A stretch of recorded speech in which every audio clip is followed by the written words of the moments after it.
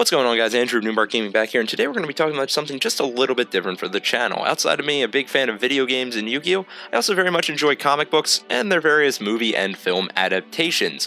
With all that being said, one of my favorite comic book runs of all time is going to be Marvel's Runaways, which recently as in like last year, got adapted into a TV show on Hulu, and they released the second season a day or two ago, so I'm going to be doing an episode-by-episode breakdown starting here of everything in Season 2.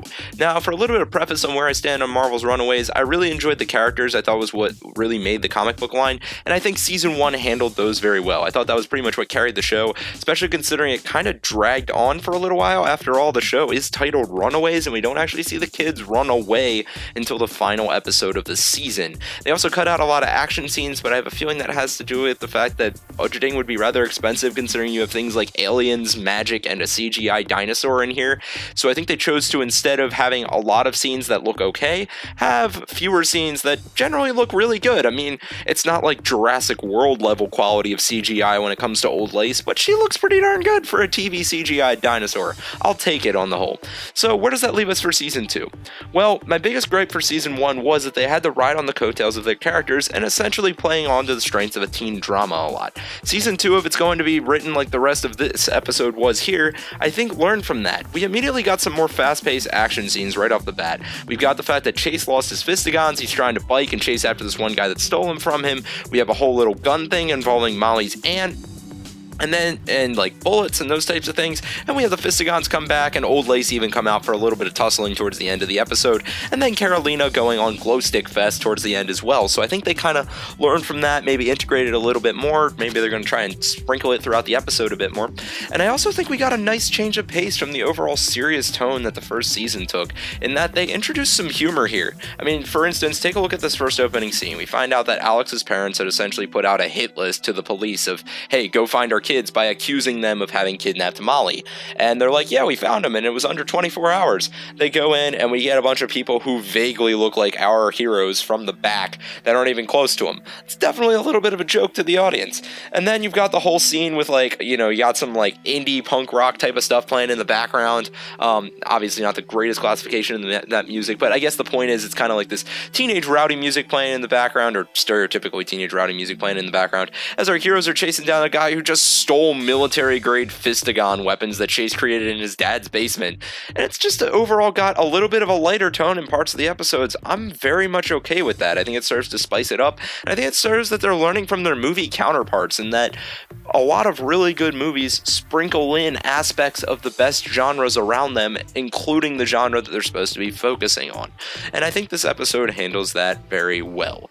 Now, where does that put us in terms of plot for this episode?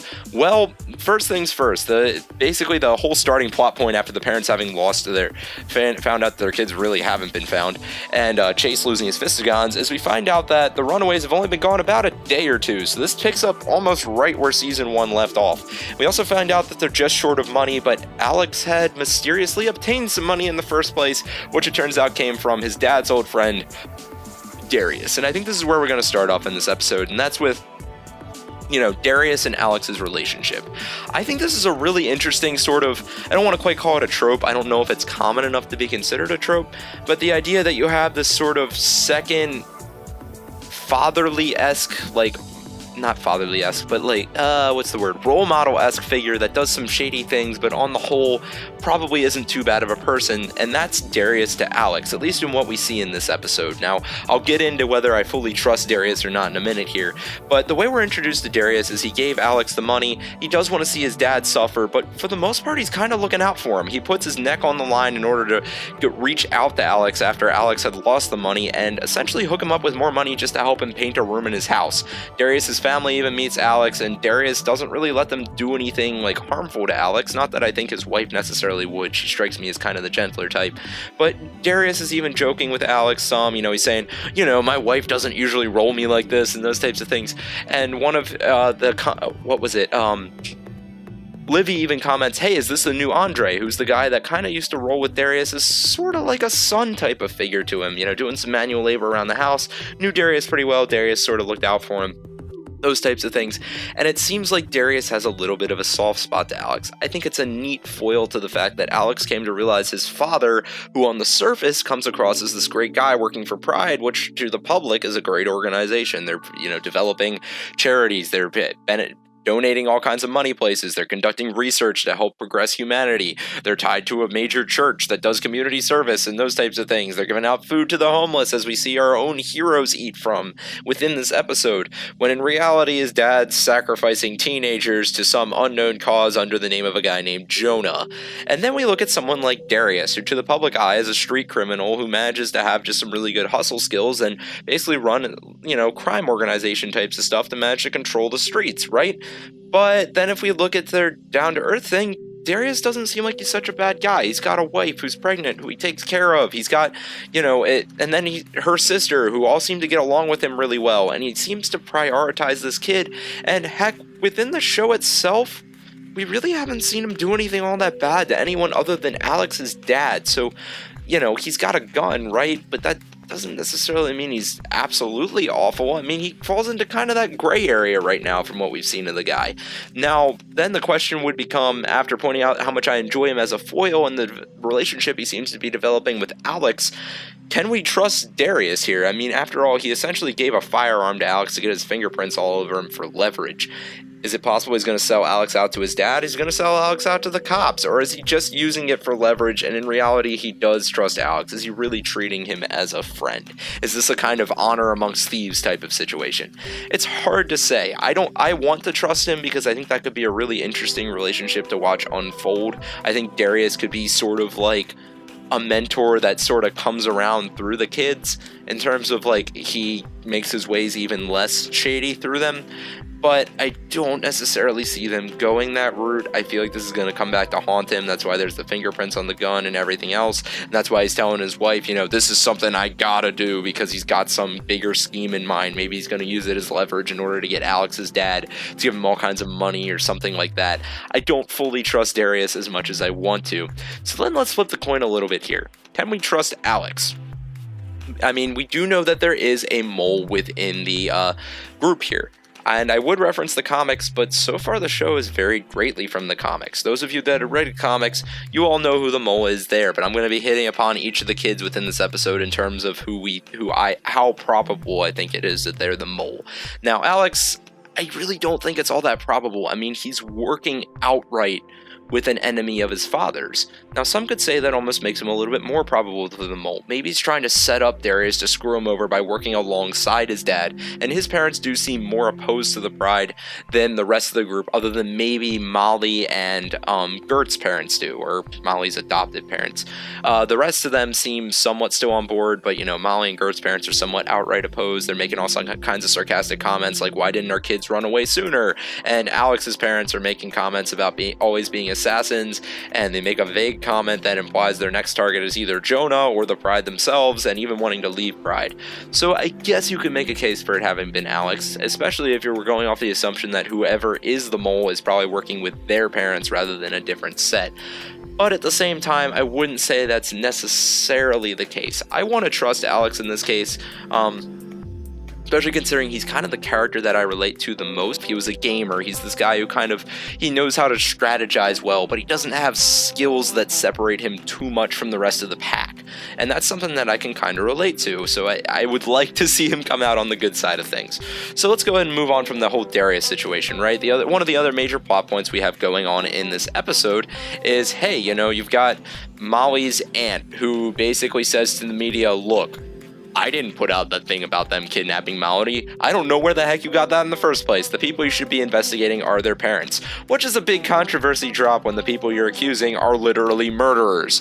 So they go trying to hunt down her aunt, Graciela, and basically say, look, we need to know what you saw on that tape. And so she comes at them with a gun, then Nico's mom gets involved. She kind of ends up dead.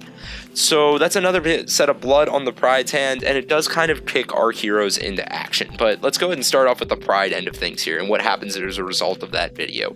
This puts us in a really interesting spot with the Pride. I like the way that they're developing the parents a lot here. When it comes to the comic books, we get kind of a brief origin story as to why they're doing what they're doing, what it set them up with, and what their overall plan for the future was as a result of all of these things. But the show took a lot of liberty with that. We got a lot more focus on the parents here as kind of being their own separate faction. And initially it seemed like they and Jonah were the same thing. But now that we're falling into this episode, especially after they managed to piece together what's in the contents of the tape, we're seeing an entirely third group here. And I think we're going to have a lot of great things in store for us watching how these parents unfold. Unlike their children, who seem to be at least mostly united, the group here seems to be very strongly divided. That's the reason Nico's mom tries to resort back to a dictatorship with her and Alex's dad running things, because they just are so split. You have people like Nico's mom who are still very loyal to the idea of the Pride and trying to rescue their children while working together and still being willing to do some shady underdealings. You have Alex's parents who seem to want to kind of collapse the Pride, but their shadiness level is still very high given how his dad shows a gun when it comes to dealing with Graciela right away. And then you have people like Gert's parents who are very iffy on the Pride to begin with and never seem super comfortable with their actions in the first place, suggesting, why didn't our kids run away sooner with all the sketchy crap we do, and who invented a peaceful way of handling their situation. And then you have, the freaking Carolina's mom, who is working directly with Jonah and is claiming to be with the Pride now, but at the same time, she's worked with Jonah all this time. Can we really trust her? And then you've got Alex's mom, who's had to watch her husband die, and Victor, who's working directly with Jonah. On the whole, we're just ending up with a very divided group here, and I think they might be the most unpredictable at this point as to where they're going to unfold, because now they're aware whatever Jonah's having them doing is leading to some mysterious alien race and causing dangerous earthquakes. So I would say it's very possible we see them outright confronting Jonah and maybe even working with the children at some point in this season. That's if they can even get the kids to trust them again. It's going to be interesting to watch how that all unfolds. Teenagers, at least, especially in its history of fiction, have a tendency to be very stubborn on things. So I think it's quite possible we could even see the parents make a sacrifice play to save their kids, so that their kids then have to come back and stop whatever it is Jonah's up to. He does seem to be our big bad of the season. So let's go back a second here and get back to the whole thing with how Graciela's death affects our Runaways, right? That comes to actually serve as a motivation to get these guys going as heroes. Within the comic books, essentially they serve to be...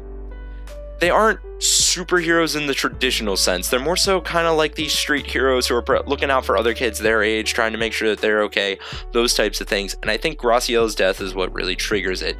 Molly speaks about how she's not even sad, she's just angry. She wants to see change and she wants to see justice for Graciela's death, and so they're trying to seek that as a group now. This serves as their motivating factor.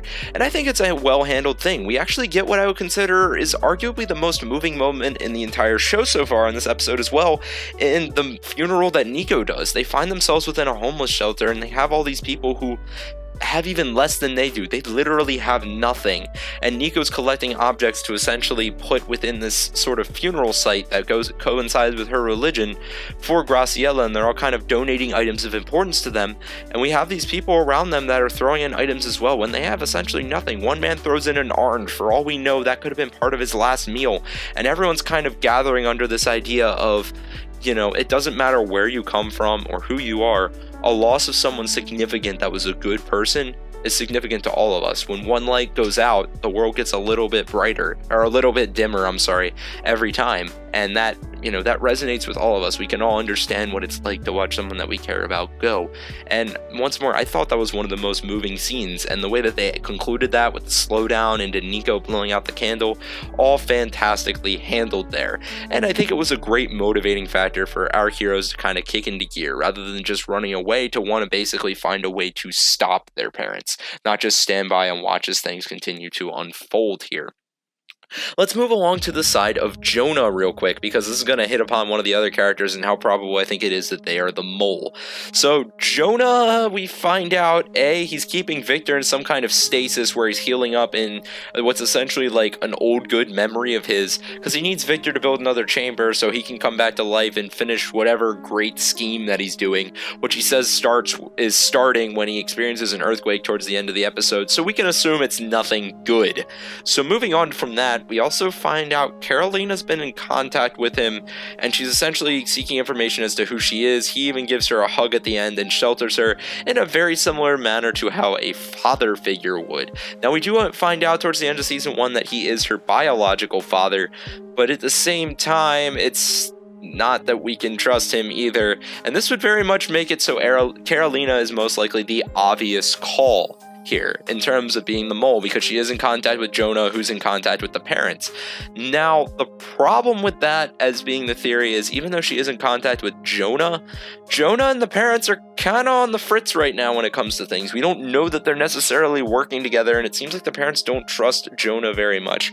Not to say that they wouldn't probably take information on their kids if he gave it to them, but at the same time, I really don't think that them and he will be working quite as directly as they seem to have been in season 1.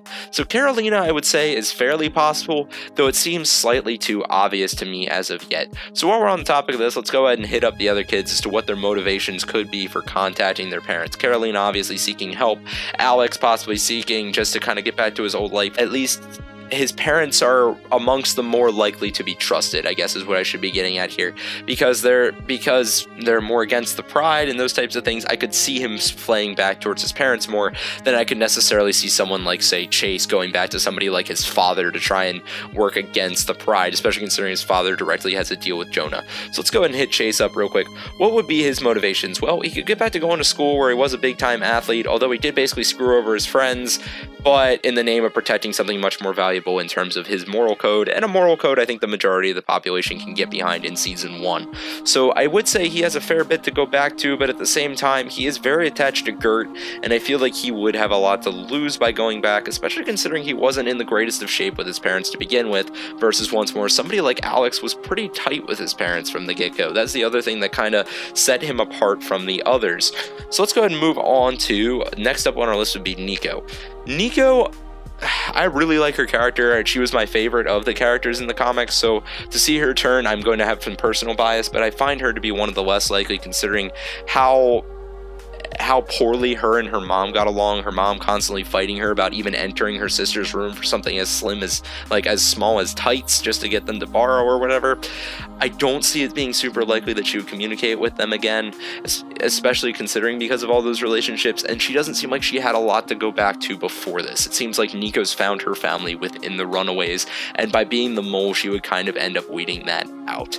So let's go ahead and move on to Gert, right? Gert's kind of our natural social justice warrior. As a result, I feel like this whole rebellious nature kind of falls in line with what she's doing, although at the same time, her parents are kind of the rebellious ones amongst the pride right now, so I could see her potentially talking with them and still getting along with them. They seem to have a fairly decent relationship in the first place, and they seem to be the least evil of the sets of parents at the moment. So with all that being said, I could see it possible that she's communicating with the parents, and the parents are kind of communicating with her, and they're almost like mutual moles, if that makes any sense.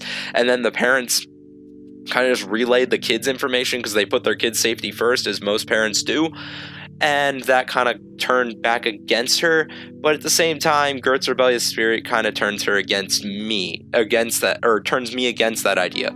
Molly, I find it almost impossible. After seeing Graciela get murdered and everything else, and how angry she is, I don't see Molly being the first to trust him, especially considering she doesn't even have a biological set of parents within the group that she feels super attached to. It seems like as soon as she found out more about her biological parents and what happened to them, the bonds that she had with Gert's parents kind of fell apart from there.